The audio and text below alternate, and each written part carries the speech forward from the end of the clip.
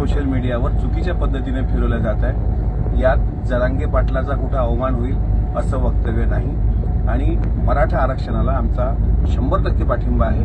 स्वतःची सामाजिक प्रतिष्ठा ढासळली, आपली आता दुकानदारी बंद पडते असं लक्षात आलं की मग दुसऱ्याचे उठणे काढले जातात, दुसऱ्याला नावं ठेवले जातात। एवढंच नाही, आपल्याकडे काही सत्तेची मस्ती नशा डोक्यात घुसली की दुसऱ्याला कमी लेखायचा पणा किंवा दुसरा मोठा होत असेल की जो जडाऊपणा असतो मनातला तो असा फडफड करतो, तसा अमोल मिटकरींचा फडफड करायला लागला।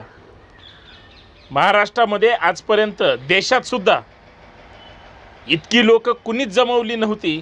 अर्थात सामान्य कार्यकर्त्यावर लोकांनी विश्वास ठेवला म्हणून मनोज जरांगे साहेबांच्या सभा हे जोरात होत आहेत, स्वागत जोरात झालं।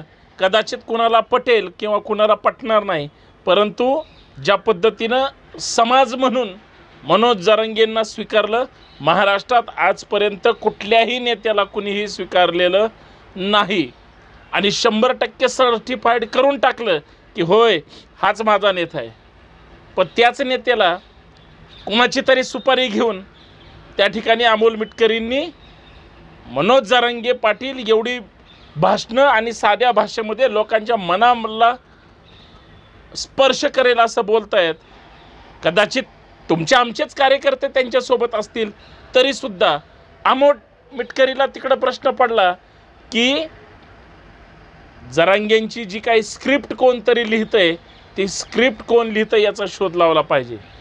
महाराष्ट्राच्या प्रत्येक कानाकोपऱ्यातून जे आजपर्यंत गप्प होते ते सुद्धा बोलायला लागले का रे बाबा तुमच्या का पोटात दुखायला लागलं।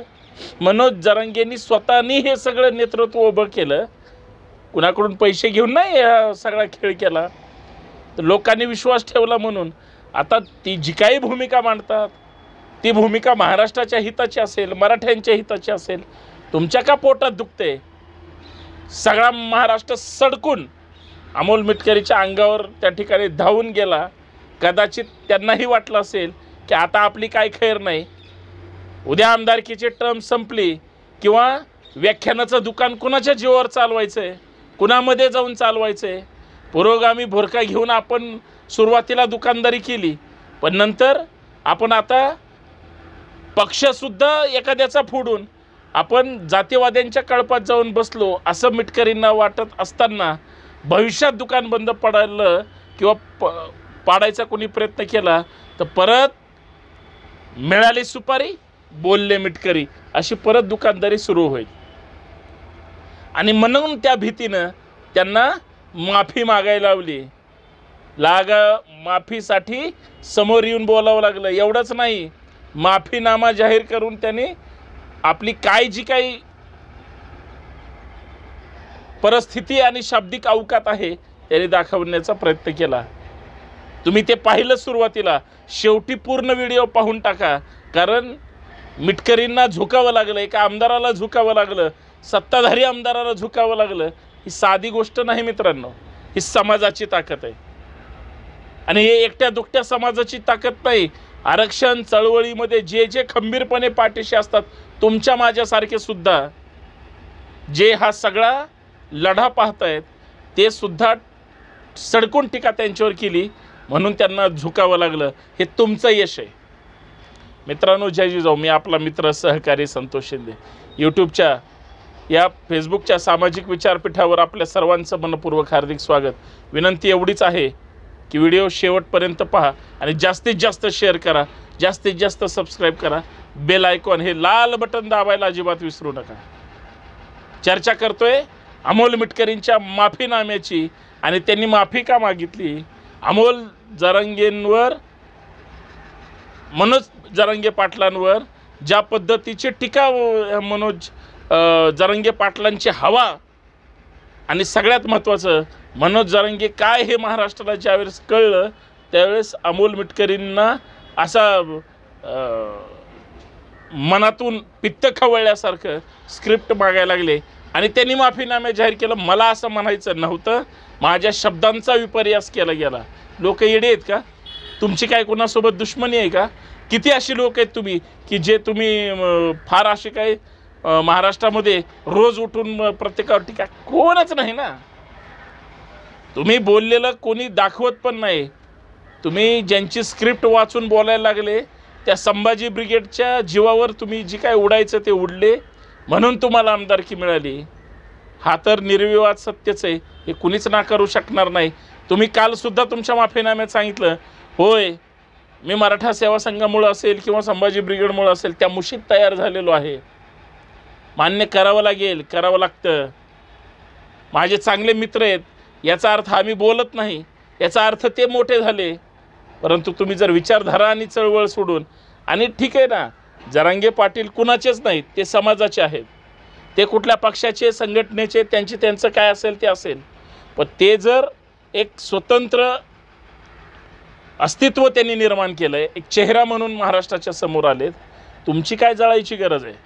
मी तर म्हणतो, माझी पहिल्यापासून तुम्हाला भूमिका माहिती आहे, कुठल्याही पक्षाचा कुठलाही नेता असू द्या, संघटनेचा तर 100% असू द्या, जर कुणी विनाकारण कुणाला बदनाम करत असेल तर त्याच्या पाठीशी तुम्ही आम्ही उभं राहिलं पाहिजे.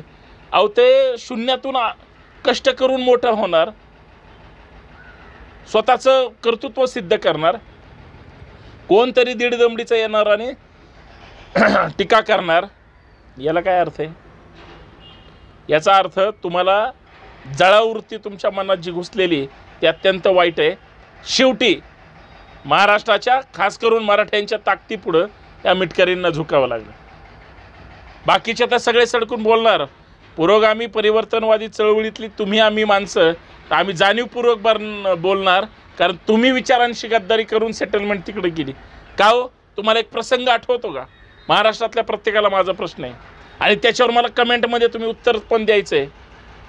ज्यावेळेस अजितदादा पवार साहेबांनी शरद पवार साहेबांसोबत फारकत घेतली आणि आपला पक्ष राष्ट्रवादी काँग्रेस अजित पवार गट म्हणून भाजपसोबत सलगी केली, देवेंद्र फडणवीस साहेबांच्या सरकारमध्ये शपथ घेत असताना ह्यांचं तोंड कसं होतं, त्याला हसावं का रडावं कळत नव्हतं.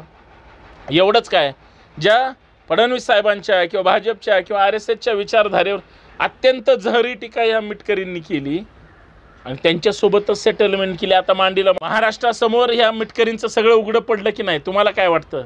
महाराष्ट्राला हे सगळं कळतंय आणि महाराष्ट्र हे सगळं बघतोय. यांना शेवटी माफी मागावी लागली. हा महाराष्ट्राच्या चळवळीचा विजय, पुरोगामी विचाराचा विजय. धन्यवाद मित्रांनो. जय जाऊ, जय शिवराय.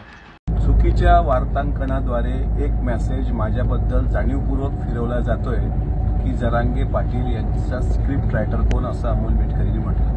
मी गेल्या 20 वर्षापासून मराठा सेवा संघ संभाजी ब्रिगेडचा एक कार्यकर्ता राहिलेला आहे. मराठा आरक्षणाच्या लढ्यासाठी शिवशाहू रथयात्रेमध्ये अनेकदा मी छत्रपती संभाजीराजे यांच्यासोबत पण होतो.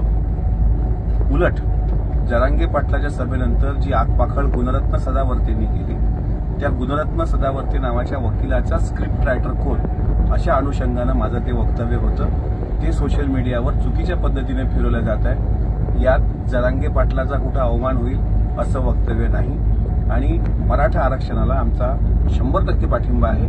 त्यामुळं माझी तमाम समाज बांधवांना विनंती आहे की अपप्रचाराला बळी पडू नका. माझा रुख हा सदावर्तेकडे होता, मात्र विधानाचा विपर्यास केला गेलाय की काय ते मला तपासून घेतलं पाहिजे. यामध्ये जर कोणाच्या भावना दुखल्या असतील या एवढ्या वेळात, त्याबद्दल मी दिलगिरी व्यक्त करतो.